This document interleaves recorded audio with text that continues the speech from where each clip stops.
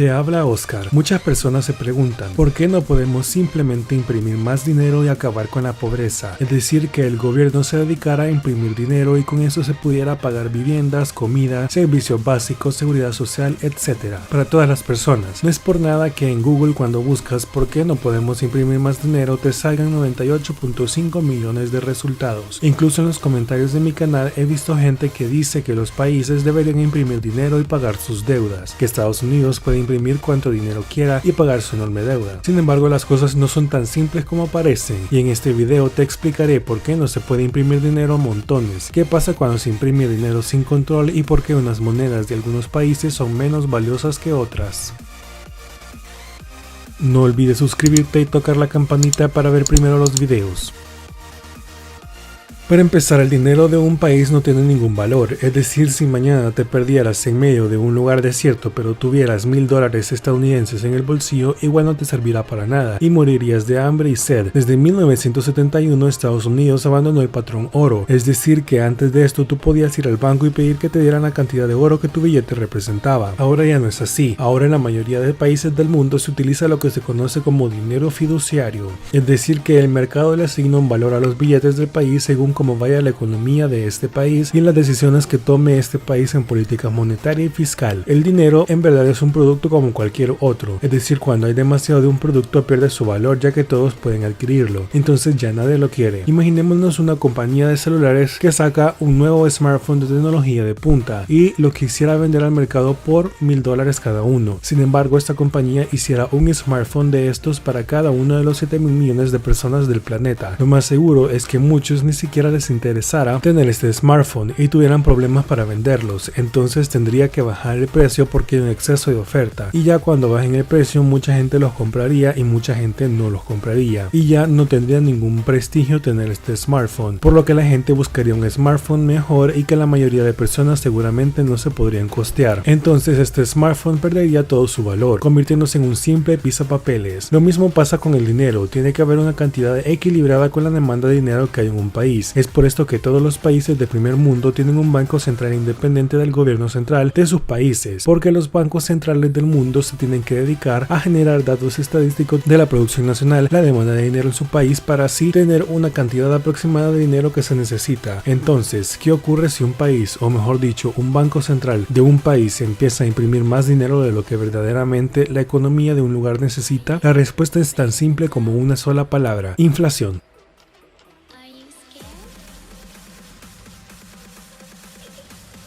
La inflación se define como el desequilibrio existente entre la producción y la demanda, causada por una subida continua de precios de productos y servicios debido a una pérdida de valor del dinero para poder adquirirlos, al haber una oferta excesiva de billetes. Es por esto mismo que los países desarrollados alrededor del mundo, en sus bancos centrales, oficinas estadísticas económicas, tienen a estadistas serios e independientes que calculan cosas como el Producto Interno Bruto del país, el crecimiento de la economía del país, la demanda del dinero y otros indicadores que luego permiten que estos mismos bancos centrales manden a imprimir una cantidad aproximada de dinero. En el mundo nunca se ha logrado acabar con la inflación, aunque sea un 0.1% de inflación habrá, o en caso contrario deflación, porque es físicamente imposible mantener una cantidad exacta de hasta el último centavo que se mueva por la economía de un país. Por esto los bancos centrales, oficinas gubernamentales de estadísticas económicas hacen estimados aproximados año con año. En una economía saludable la inflación no tiene que ser mayor al 3%. Si es menor al 3%, entonces te encuentras en una economía con inflación óptima. Pongamos ejemplos. En Estados Unidos, la inflación en 2018 fue de 2.4%, en Alemania fue de 1.7%, en Canadá fue de 2% y así en muchos países desarrollados. Y a este paso, en Estados Unidos, si la inflación se mantiene bajo el 3%, los precios se duplicarían a comparación de lo que están hoy en 2019 hasta en 23 años, es decir, en 2042. Es decir, que los precios ahora son el doble de lo que eran en 1996, tomando como ejemplo Estados Unidos únicamente.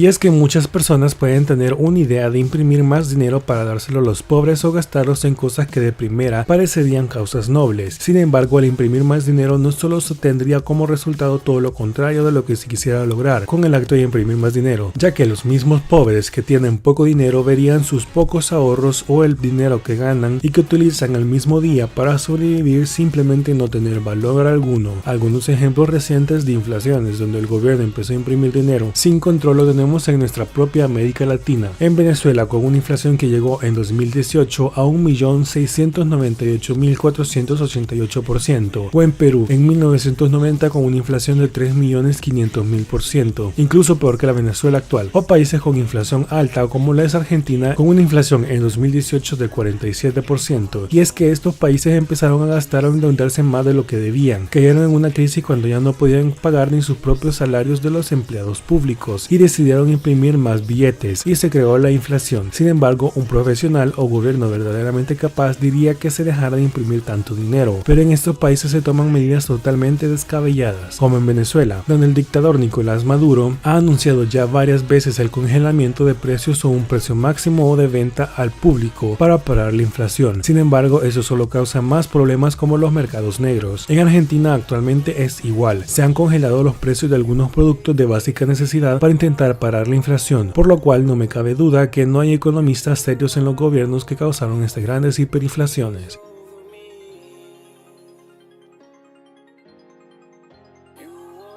Porque pareciera que en estos países la clase política no entiende nada de economía. Esto da mala imagen internacional. Los bancos de todo el mundo te ven mal, ya no te darán nada de préstamos y no solo eso, sino que en las transacciones de estos países, ya sean exportaciones, importaciones o cualquier otra transacción internacional, la tendrán que hacer con divisas extranjeras, porque no querrán aceptar una moneda que posiblemente se devalúe en unos días. Debido a que Estados Unidos es la primera potencia económica mundial, la mayoría de países hace sus negocios con el dólar estadounidense. Y no solo eso, muchos países han logrado la estabilidad de su moneda porque las reservas del Banco Central las tienen en dólar estadounidense o en otras monedas extranjeras o en oro. Esto da seguridad que si caen en crisis estos países pueden pagar la deuda con sus reservas en oro o en divisas extranjeras. Por ejemplo, algunos petroestados de Medio Oriente tienen las monedas de sus países muy estables. Esto es porque la producción de petróleo está respaldada en dólares estadounidenses y sus reservas de sus respectivos bancos centrales también. Y estos países, al tener una industria tan lucrativa y venderle petróleo a tantos países, da más seguridad de la estabilidad de la moneda de estos países frente al mundo.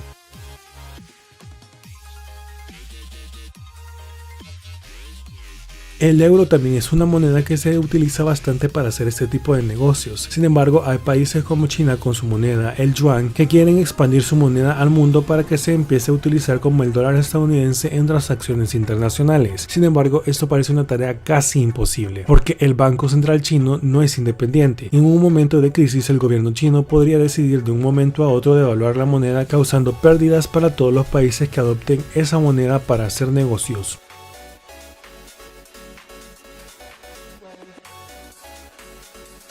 Las monedas de diferentes países pierden o aumentan su valor dependiendo no únicamente de la cantidad de papel moneda que imprimen, sino que también por las decisiones macroeconómicas que toman los gobiernos de estos países. Es por eso que, por ejemplo, el peso mexicano se devalúa cuando Donald Trump toma una medida que pueda afectar a la economía mexicana. Y si tu país es pequeño, muy probablemente la moneda de ese país sea poco estable, ya que depende exclusivamente del mercado interno, que muchas veces es inestable. Por eso vemos países como Haití, donde su moneda está en constante devaluación.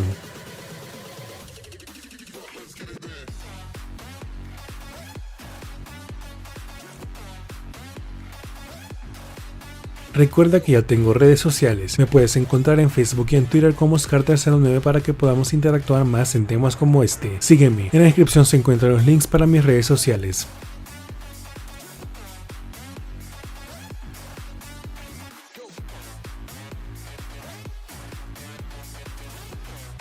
Gracias por darle me gusta, suscribirte y comentar. Para más videos así, suscríbete a este canal. También suscríbete a mi segundo canal en la esquina superior derecha.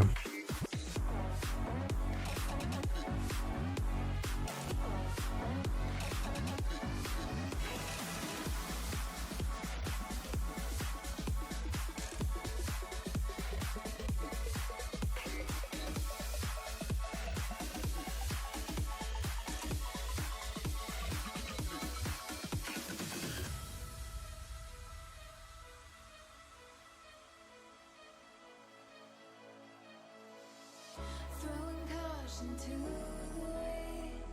I'll take a chance and let you in. Just take my hand and take me home tonight.